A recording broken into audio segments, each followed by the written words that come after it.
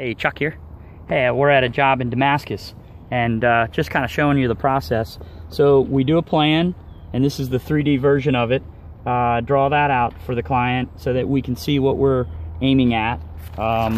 Underneath this is the layout plan, and underneath that's the landscape plan.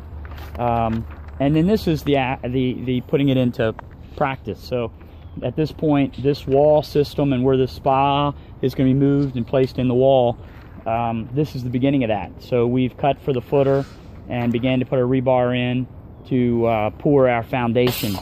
And then we'll begin by pouring the foundation and then building the wall. Eventually we'll move the spa into place and get that set up so that that can be used this year.